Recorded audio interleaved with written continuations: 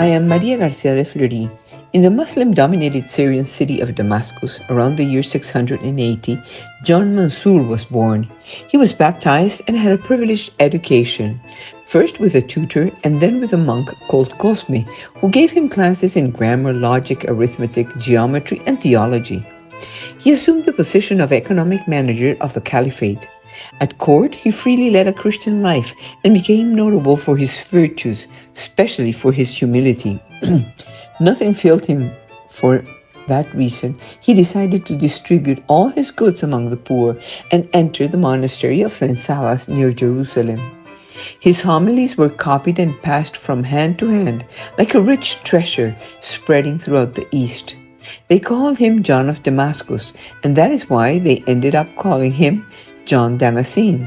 He always lived under the rule of a Mohammedan caliph.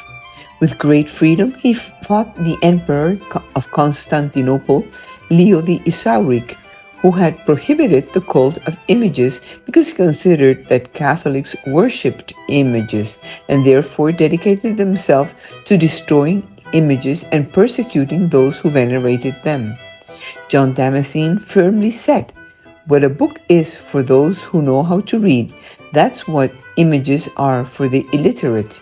What the word achieves through hearing, the image achieves through sight." And he added, "I do not venerate matter, but rather the creator of matter.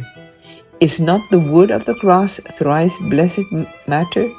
And aren't ink and the most holy book of the Gospels matter? Is not the salvific altar that provides us with the bread of life matter? And first of all, aren't the flesh and blood of my Lord matter? God himself became visible by incarnating himself." John Damascene always repeated, "I fear God more than the powers of this world." In his Marian doctrine, the Damascene dealt with the common themes that the Christian faith proclaims about the Mother of God, but his writings on the Assumption of Mary stand out. Pope Pius XII even quoted him in the bull Munificentissimus Deus, saying that John Damascene was a witness to tradition that defends the Marian dogma of the Assumption. For him, the entire conception and birth of Mary have been touched by grace, except for all sin. She is the new heaven that God has created to be born. He who created the Son in the first heaven would be born from this second heaven, the Virgin Mary, as the Son of Justice. He added that some 14 years after the death of Jesus, after spending her time teaching the religion of the Savior to young and old, when she had consoled so many sad people and had helped so many sick and dying, she let the apostles know that the day of her departure from this world to eternity was approaching. John Damascene said that the Mother of God did not die of illness because she, for not having original sin, did not have to receive the punishment of illness.